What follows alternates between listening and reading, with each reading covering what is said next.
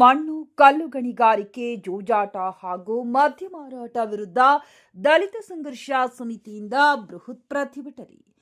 Kanakagiri June 1.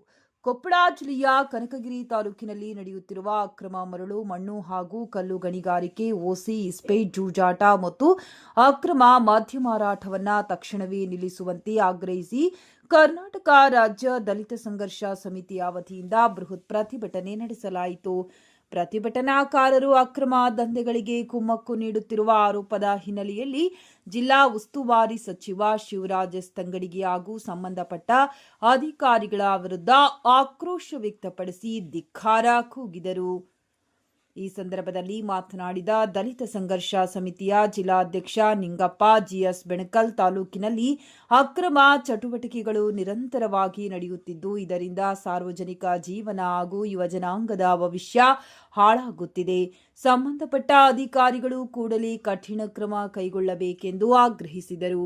ಪ್ರತಿಭಟನೆಯ ವೇಳೆ ಸಂಘಟನೆಯ ಪದಾಧಿಕಾರಿಗಳು ಹಾಗೂ ಕಾರ್ಯಕರ್ತರು ತಮ್ಮ ಆಕ್ರೋಶವನ್ನು ವ್ಯಕ್ತಪಡಿಸಿ ಸರ್ಕಾರ ಮತ್ತು ಆಡಳಿತ ವ್ಯವಸ್ಥೆಯ ವಿರುದ್ಧ ಘೋಷಣೆಗಳನ್ನು ಕೂಗಿದರು. ಕೆಲ ಪ್ರತಿಭಟನಾಕಾರರು ತಮ್ಮ ಬಟ್ಟೆಗಳನ್ನು ಬಿಚ್ಚಿ ಪ್ರತಿಭಟಿಸುವ ಮೂಲಕ ಅಕ್ರಮ ದಂಧೆಗಳ ವಿರುದ್ಧ ತೀವ್ರ ಅಸಮಾಧಾನ ವ್ಯಕ್ತಪಡಿಸಿದರು.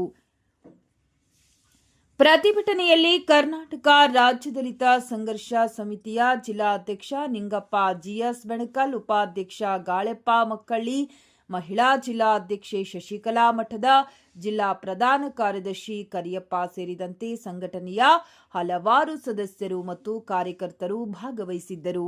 ಕಾರ್ಯಕ್ರಮದಲ್ಲಿ ಕನಕಗಿರಿ ತಹಶೀಲ್ದಾರ್ ಚಂದ್ರಶೇಖರ್, ಶಂಬಣ್ಣ ಗಾಳಿ ಹಾಗೂ ಸಿಪಿಐ ನಾರಾಯಣ್ ಉಪಸ್ಥಿತರಿದ್ದು ಪ್ರತಿಭಟನಾಕಾರರಿಂದ ಮನವಿ ಸ್ವೀಕರಿಸಿದರು.